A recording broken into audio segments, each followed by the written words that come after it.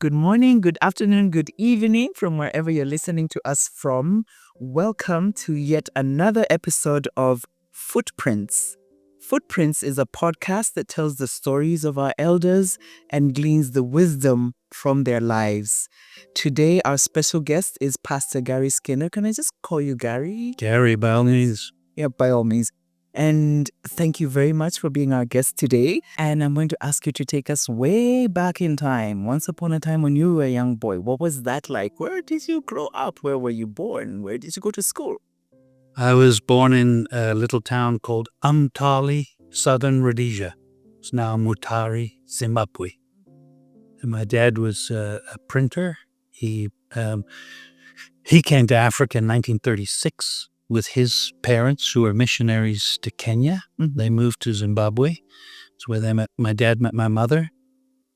And then he was invited to move to South Africa to run a printing press that printed Christian literature, tracts, evangelism material, and it became a school for training pastors and so on. And so that's where I was born. That's where I grew up. I grew up in Africa. I am an African. I have a Canadian passport and a British passport, but I am an African through and through. Yeah. So where did you go to school? What were you like as a boy? Quiet, shy, withdrawn, introverted, not great at school, didn't like school. I don't mind learning. I don't mind studying, but there was the formal classes that I hated. My high schooling, most of my schooling really, I did in South Africa. Those were good days living in the little town called Nelspruit, Eastern Transvaal. My dad would travel across the border into Mozambique, where we also did some work. My dad also planted churches. He put up a tent in a small rural community, be there for 3 months, preach every night with local evangelists as well, and plant a church and move on. So that's where I grew up, and that's where I felt as a boy. I loved the animals in the national park. I wanted to be a game warden. It's all I wanted to do. Any particular animal that you liked? So the cheetah was my favorite at that time. That's a leopard now. I don't know why.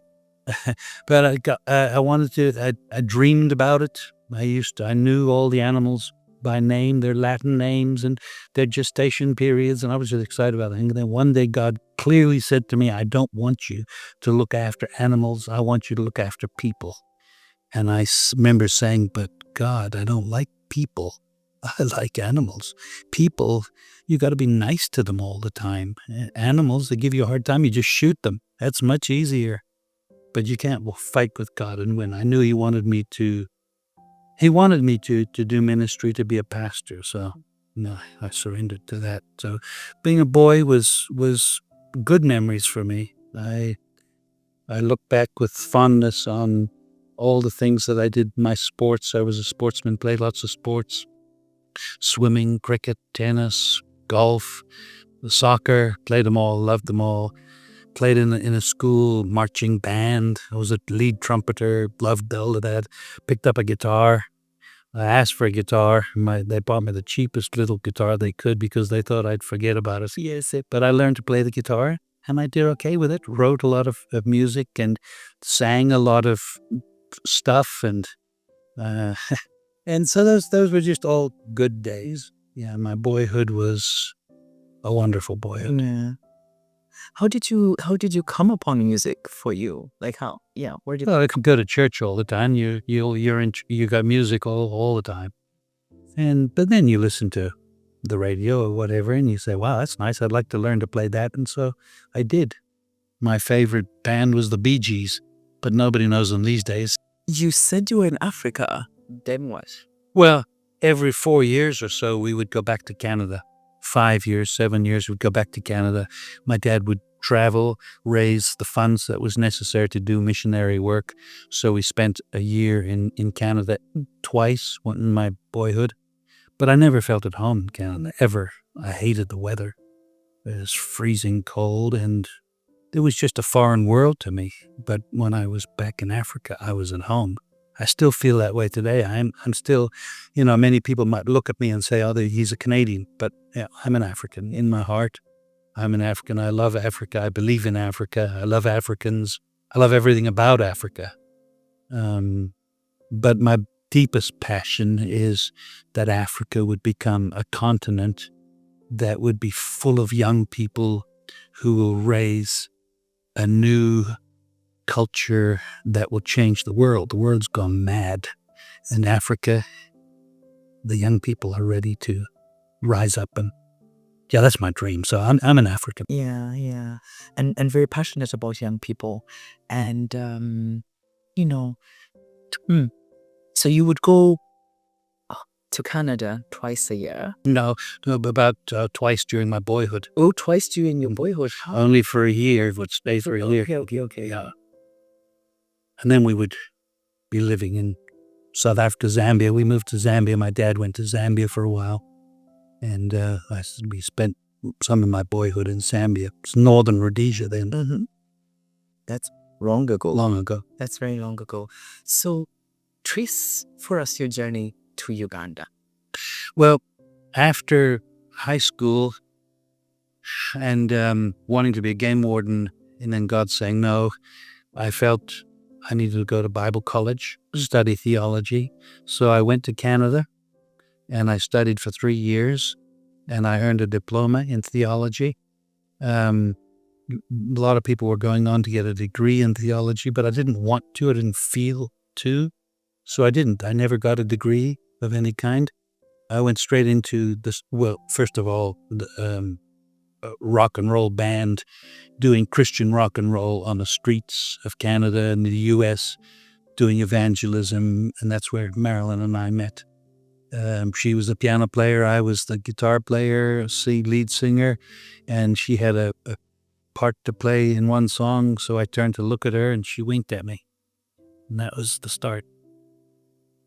That's the way it was. She says it's not true, but it is. And we fell in love, got married, spent the first year of our marriage traveling, doing street evangelism. It was very exciting. And then we pastored. We were asked to pastor youth pastors in a small church. And then we pastored on our own in a small farming community. But I knew, and she knew, that we would be going back to Africa at some point. So those were the early years. Our children, 2 of our children were born in Canada. Our youngest, James, was born in Kalalushi, Zambia, a mining town just outside of Kitwe in the Copper Belt.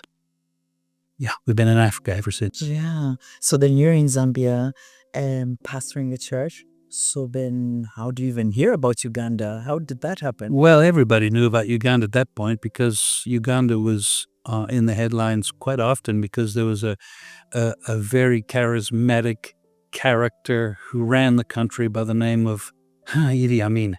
And he's infamous for his tactics and his style and so on. And we were sitting around the table one day just talking about life, and Uganda came up in the conversation. And it was at the time when there was a lot of trouble in Uganda, the end of Idi Amin's time. Obote was back. And as we were talking about it, I heard Jesus as clear as anything I've ever heard in my life say, I want you to go to Kampala and plant an English-speaking church downtown. And through that church, I'm going to touch the city. I'm going to touch the nation. I knew we were to come to Uganda. I just knew it. And so I just began to speak it to Marilyn and to friends and so on. But before how did you process that? Or were you, had you traveled enough in your Christian journey to know when God says, I do? Oh, absolutely. I think this is something that some people find a little strange about who I am, but I seem to just be able to have a relationship with Jesus that I feel like I'm talking to him. And it's as if we're in a conversation. And it's an impression in the inside, and my thoughts become my words back to him. So it was just as if he said to me, clearly, I want you to do this. So it wasn't difficult for me. I knew that's what I was supposed to do. I just knew that I knew. And I think that's one of the amazing things about being a follower of Jesus, is that you can know. Jesus said, "My sheep know my voice. They do hear my voice." And the sheep know the shepherd's voice. They don't know someone who's not the shepherd. Someone else speaks. Yeah, they'll know it's not their shepherd. And that's the thing, when people say, how do you know? Like, I don't know how to explain to you. No, you can't. You just know. You just know. You just know. So did you do a reconnaissance visit, or you just said, yeah, let's come? No. We were finishing in Zambia, and Zambia was good. It was not difficult in terms of the insecurity, but there were things that were difficult about it. But I just felt our time was up. And I remember when we walked out into the airport to leave Zambia, I felt it was the closing, because God had already said Uganda. And we were traveling back to Canada, and the World Pentecostal Conference was being held in Nairobi. And we were invited to come and lead worship at that conference with people all around the world. So I said, while I'm there, let me go to Uganda. But it was too dangerous to come to Kampala. So I drove up to the border and met a missionary that was here, Paul Willoughby, who lived in Mbale, and we went across into Mbale. And the moment I walked onto Ugandan soil, I felt like I've come home. It was a strange feeling. We went to our first church service on a Sunday in Kuni, just north of Mbale, and it was a little rural church. We went out into the rocks, and they said, we're going to have church in the rocks today, outside, not in the little church building. And I guess they were doing it for me a little bit, because that's where they used to meet when Idi Amin was the president, and the soldiers would come, because the church was persecuted in those days. And I think that's a story. Shinani Luwum was killed and our general superintendent of the Pentecostal Assemblies of God was killed. So we went up that church where they had church in those days, because they could see the soldiers coming, they could disperse. And standing in these huge rocks with huge trees, fig trees, birds flitting around, was my first church service in Uganda. And I preached my first sermon from a rock was the pulpit. But for us, I knew it wasn't the rural church we were to serve, but it was to be the city church, to reach young people. So I wanted to come to Kampala, but I couldn't. It was too dangerous. But I knew just coming into Uganda that this is where we were to be. Went back to Canada, asked our denomination if we could now transfer to Uganda. They said, no, it's too dangerous. We don't want you to go. It's not the right time. We don't want your blood on our hands. You can't go. I knew Jesus wanted us to go. And I went through one of the greatest battles of my life when I felt like, should I just say, well, God spoke, I'm going. I know, right? And just leave the denomination and do what I wanted.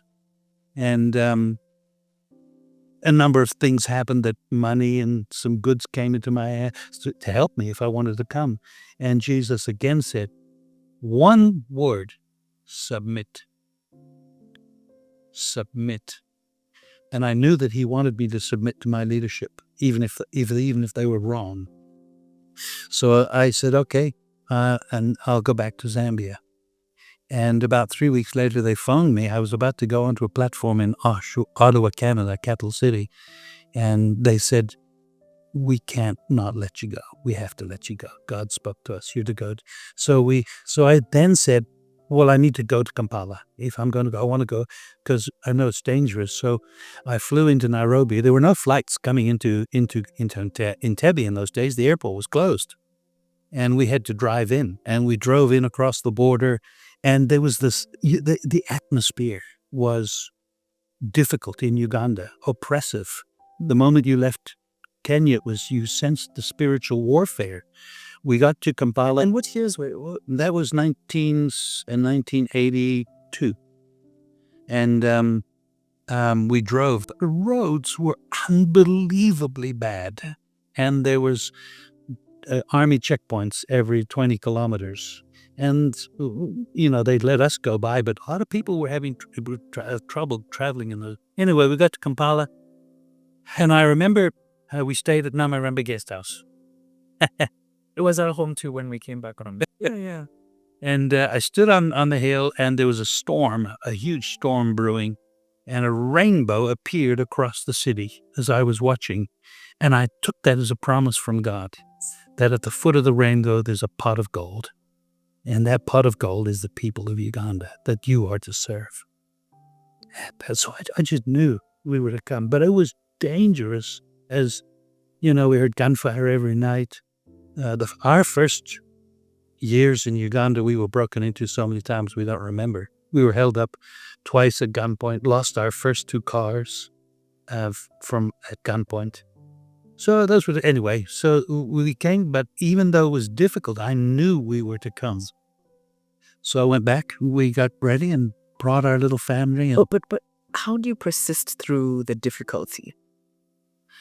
when you have a word from God, you can't do anything else.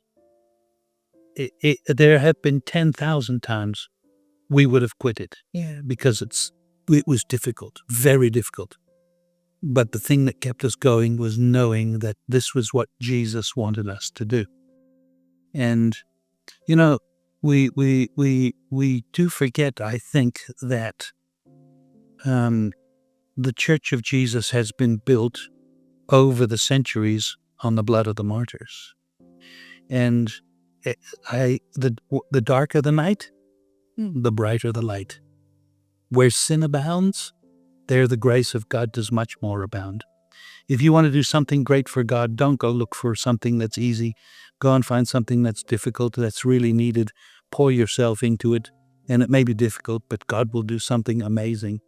So as I look back now, because this is about an old elders, I would say walk into any adventure that God has for you, no matter how difficult it seems. And if you pay with your life, so what? Others have.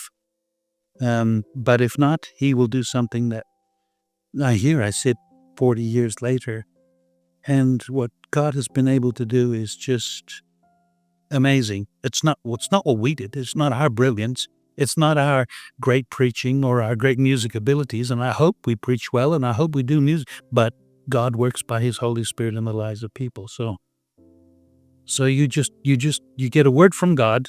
That's all you need. Yeah. And do it. Do it. Just do it. No matter how difficult it is. So you come here into Kampala and then think, this is where I've been called to open an English-speaking church. So how do you start to build that vision? Well, it was very clear it was to be an English-speaking church. And in my heart, I knew that meant young people. And most of the churches at that time were Luganda. And maybe some had an English-speaking service, but there were none that were just English. And so we started that way, and we started out in the classical Pentecostal style. And we led worship and preached, and young people just started coming. And I think the style of music and the style of communication attracted them. And in those early days, people said, no, it's just a young people's church. It's a fad. It will die. But young people, I think, were looking for a fresh expression of Christianity that wasn't just classic and traditional Ugandan style of worship, very dominated by older people. The whole culture of Uganda was changing, and a huge part of who we are is that we are here to change culture. Not just national culture, but church culture. Culture is changing all the time from forces outside of culture. And not all of those changes are good. And you're never going to stop cultural change. So why should we back off and say we should not be a part of cultural change when it's going to happen?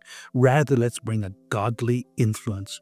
So our goal at the beginning was to not bring Canadian culture or Western culture, or not even depend upon classical Ugandan culture, but really build kingdom culture, Bible culture, Christ culture, the character of Christ.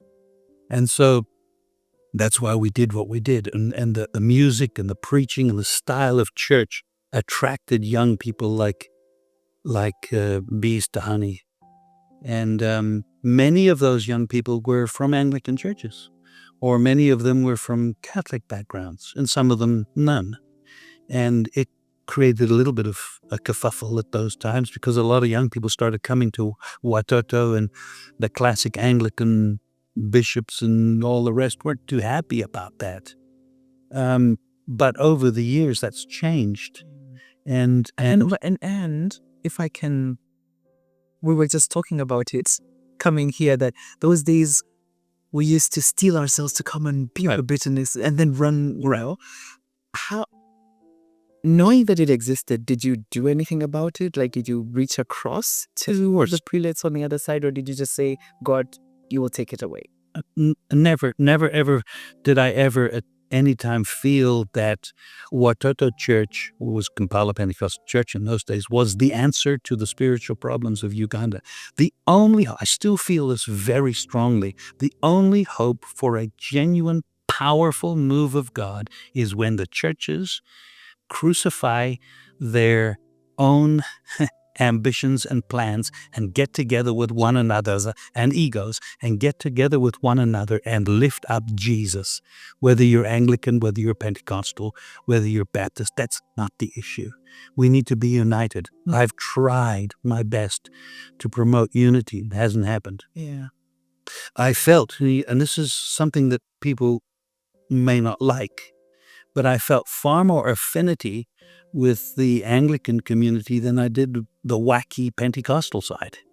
Because there was some pretty strange, and there still are some pretty strange Pentecostal churches out there that are doing stuff that, in my opinion, hurts the church.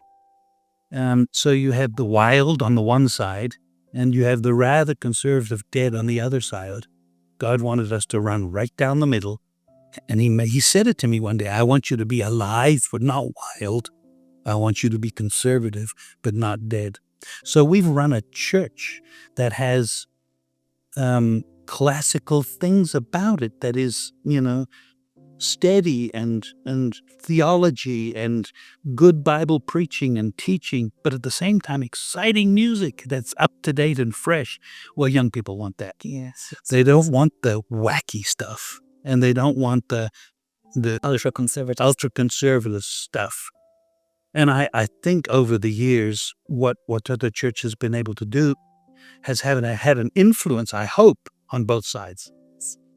You look at much of the Anglican community now singing, and their style of worship has changed. I hope we've had an influence in that.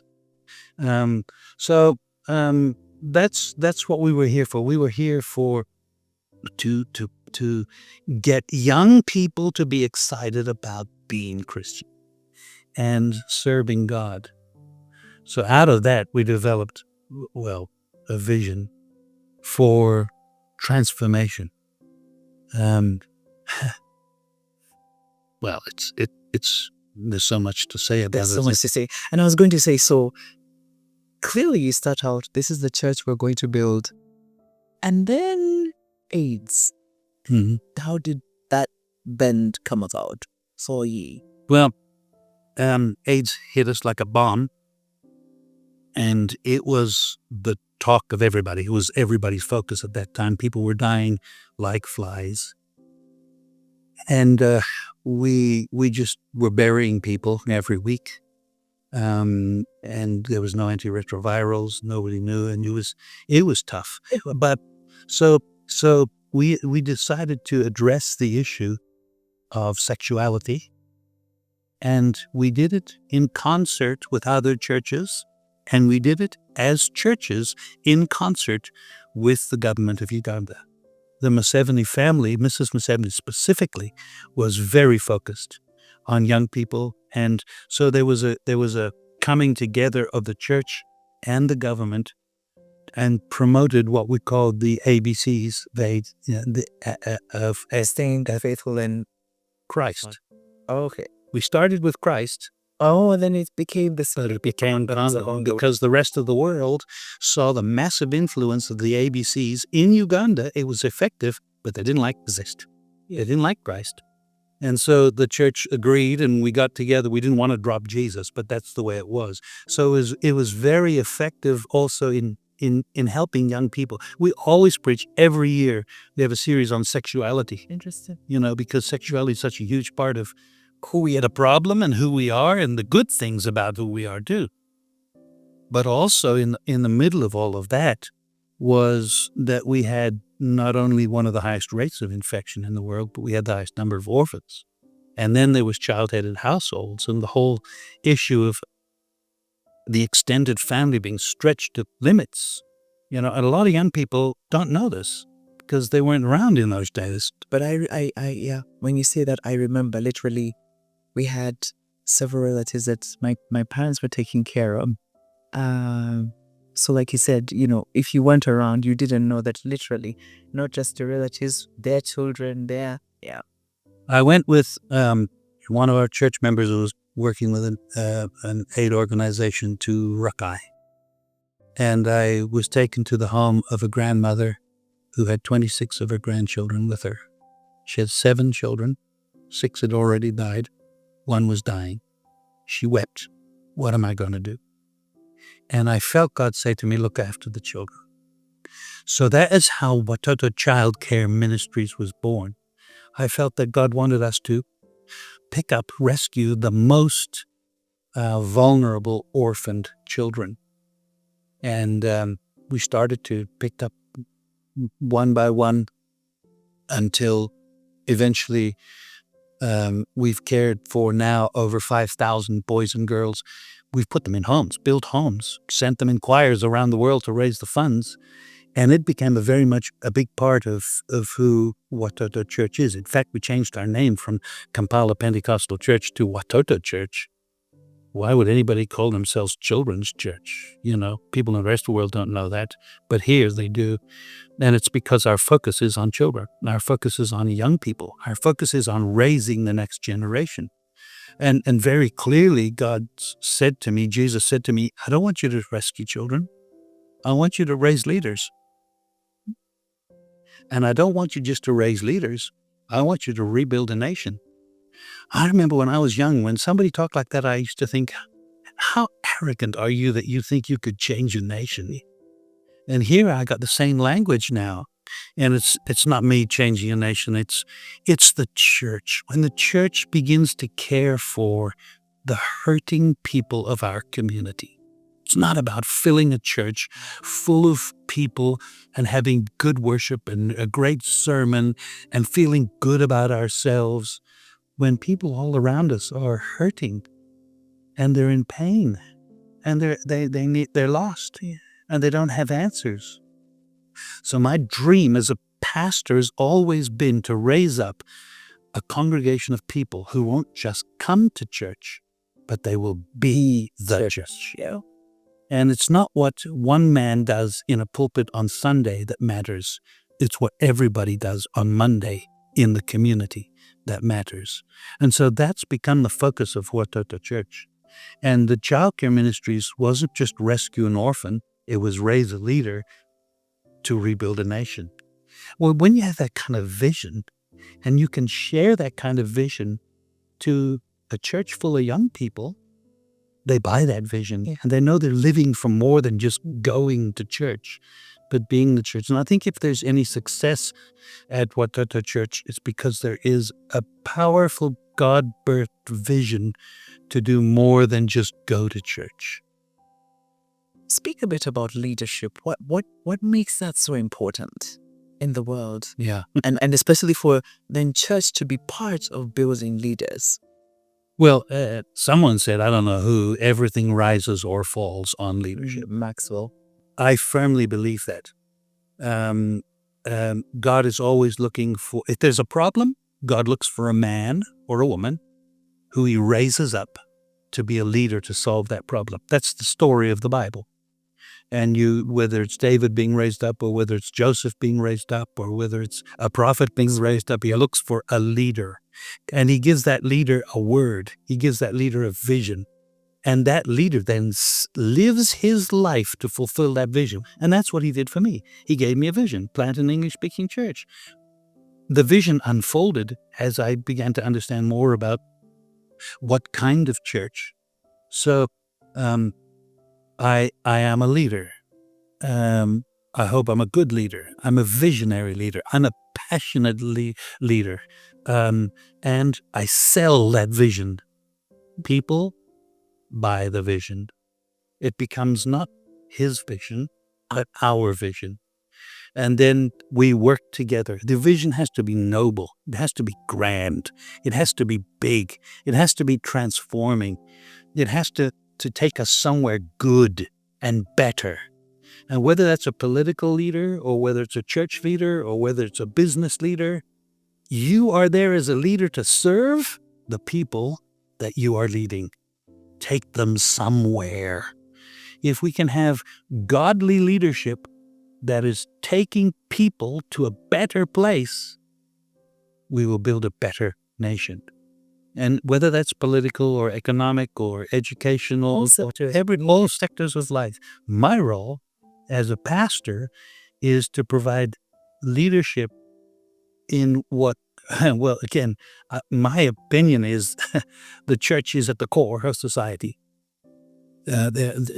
God raised Jesus from death and set him on a throne in deepest heaven, in charge of running the universe, everything from galaxies to governments, no name, no power exempt from his rule, and not just for the time being, but forever. And this is now, I'm talking from Ephesians chapter 1. At the center of all this, Christ rules the church. The church, you see, is not peripheral to the world.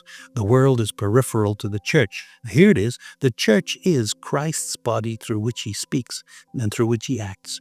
God plants a church in the core of the community to bring about cultural change, to bring about good for that community and society. And the church is to influence politics, business, medicine, education, and health. And so the people who are leading in politics or education or whatever sphere of society are to be those who are living out biblical culture, reflecting the character of Christ. That's the vision that I have tried to plant into Watoto Church.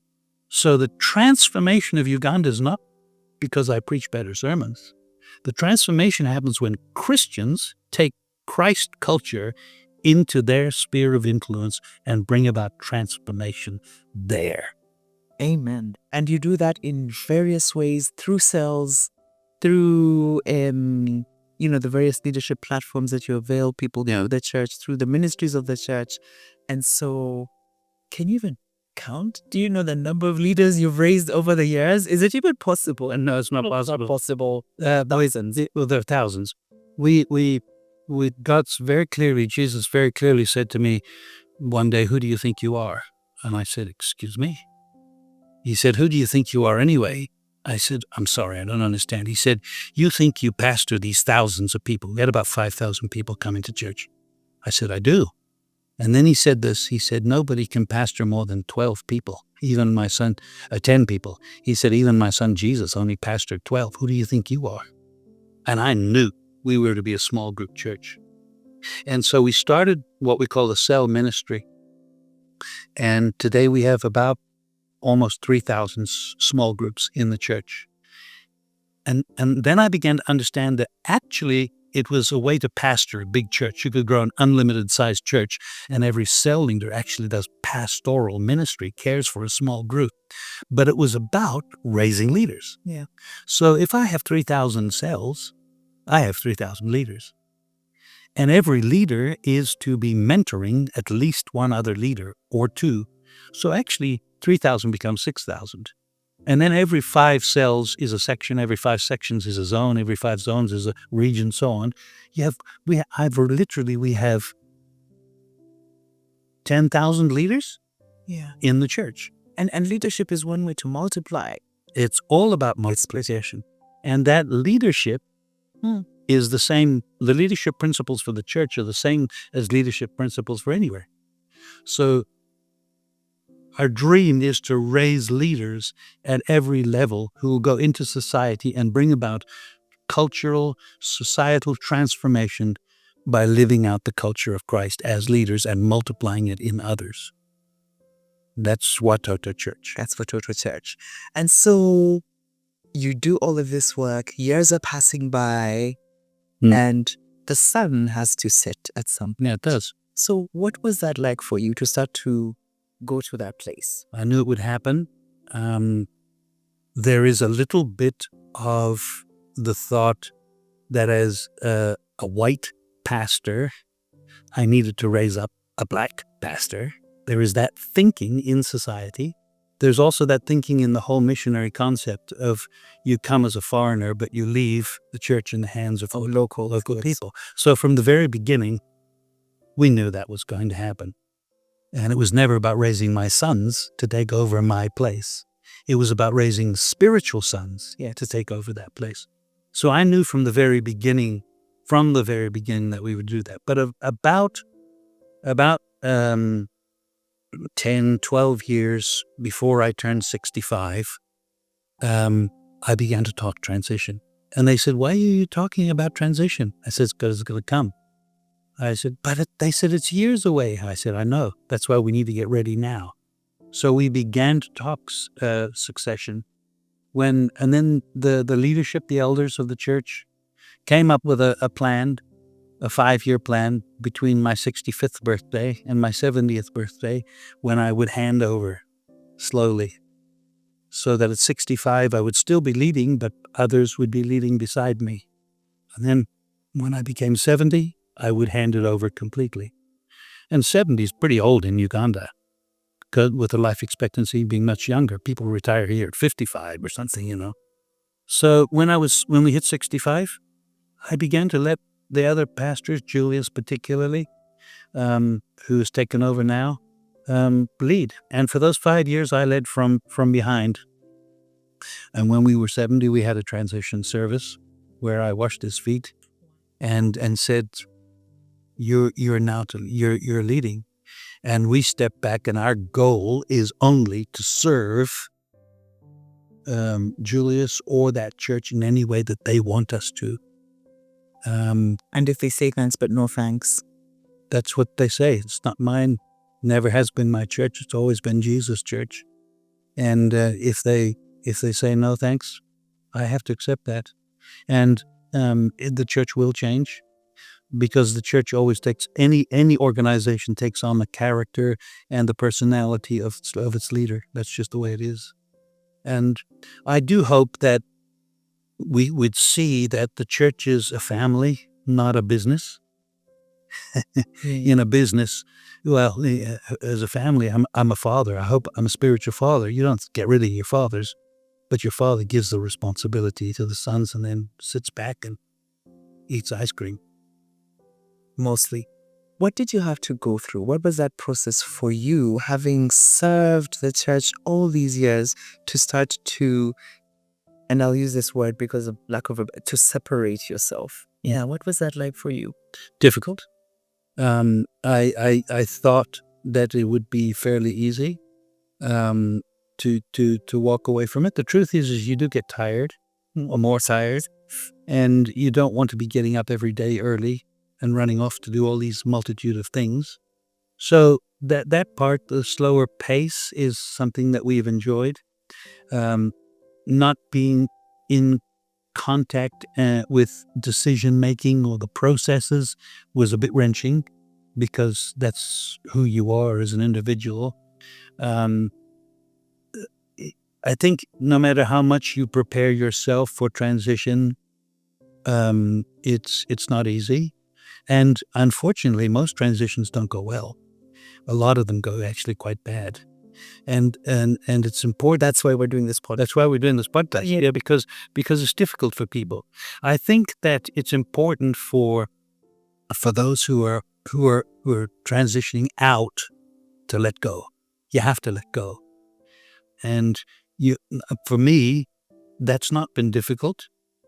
But I think the person who is also letting go hopes that you will still have some kind of, as an elder, wisdom and insight and counsel that you can give to those who have it's been transitioned to.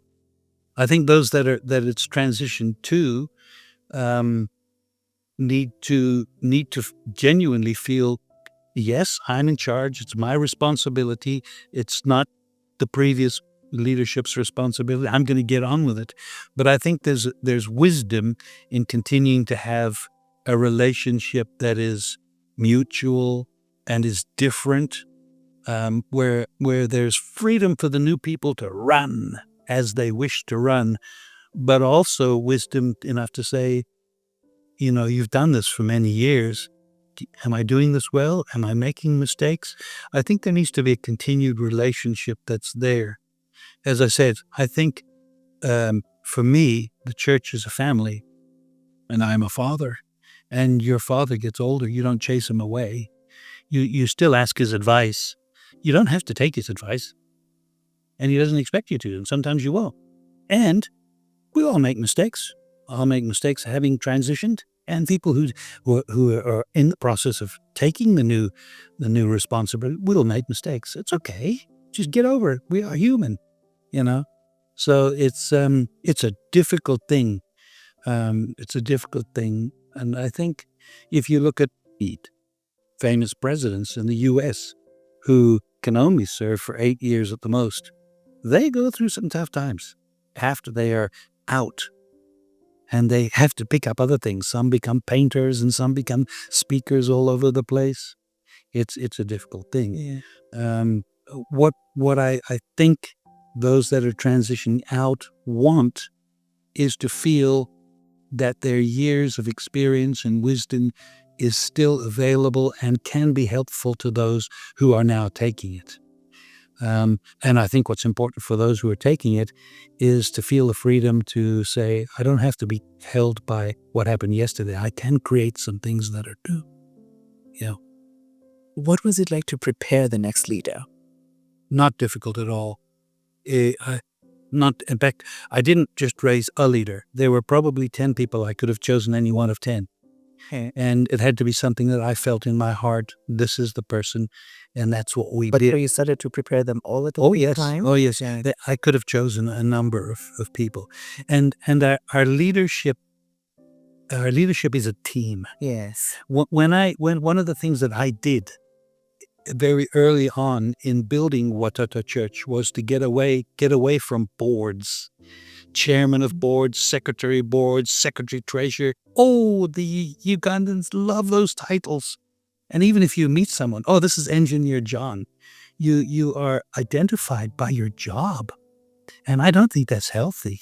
And it's sometimes a bit arrogant, because after all, I'm an engineer. Who are you? Yes. And that comes across. And that's part of what young people don't like, is this sense of, I went to university and I've got this degree for that. I'm more important than you. You didn't even finish high school, and that whole concept. So we blew that apart, and we made a deacons team. We made an elders team. We made a team of pastors as opposed to a board of elders, and we don't have chairman. I ceased. I wanted to stop being called the senior pastor. I would change the names because I needed to shatter some of those old things that I felt were too constricting for young people. You still have to have structure and form and so on, but it's just a little different. Yeah. Wow. Okay. And how is it to then, my father is an Anglican priest, and I think one thing that I loved about watching him serve or just being in the church broadly is the power of ritual and the way it is very representative of, and I love the way you said that what you did for that serve was have a service and do this public process where everybody sees this. Do you think that, is that important today? We didn't fly by the. I see you. We crafted that service very, very carefully to the letter. The first thing that happened was the Watata Children's Choir sang a song. Bamuyita Yesu. Oh, I love that. Bamuyita Yesu. And from the start of that service to the end of that service, it wasn't about Julius. It wasn't about Gary. It was about Jesus. Keep the main thing the main thing. The main thing is Jesus. I sang, which I used to do all my growing up as a boy and a young pastor. I sang. I did a lot of singing. I hadn't sung for years. They were all doing it. But I, at that transition service, sang. And I sang Andre Crouch's song about Jesus. And everything was about Jesus. It wasn't about Julius. We didn't enthrone Julius. Yeah. And we didn't say goodbye to Gary. It was Jesus is building his church and we're just the people at this point in time. It was crafted very, very carefully. I think if we have a good understanding of transition, there shouldn't be a reason why a president of a nation should be able to hand over the responsibilities, but continue to be loved and respected and honored and his advice sought. The problem is that sometimes the old guys don't want to let go. And sometimes the young guys don't want to hear from the old guys. And I think we need to break that. We need to see that we are together in the process of life, building something that is bigger than us. It's not about me. It's not about you. It's about Jesus, God, but it's also about the people. And maybe that's what makes the transitions hard, that we make it about us. Yeah. And then it's, you're literally... We want to be honored. Kicking and screaming. We want to be honored, and we should be. We want to be respected, and we should be. We want to be well spoken of, and we should be. Boy, so often in the world of politics and all the rest, nobody has any good thing to say about anybody else. You listen to what's happening in the president elections in the United States. I can't watch it. The church needs to change that by the example that we leave behind, where we speak well of one another. And it needs to happen in nations, needs to happen in institutions, in businesses, because change is the only thing that's never going to change. Thank you so much, Gary. Thank you for your wisdoms. Thank you for sharing your story. Of course, you cannot be with a churchman and a singer and be a PK without ending with a song. And so this is a special from Gary and I, my father, pastor's child. So I will follow after you. Great is thy faithfulness, great is thy faithfulness. Morning by morning, new mercies I see. All I have needed, thy hand hath provided. Great is thy faithfulness, Lord, unto me.